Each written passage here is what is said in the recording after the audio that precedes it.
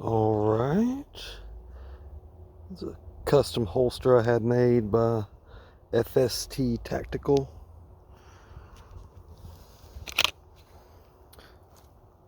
Got the Armory craft trigger.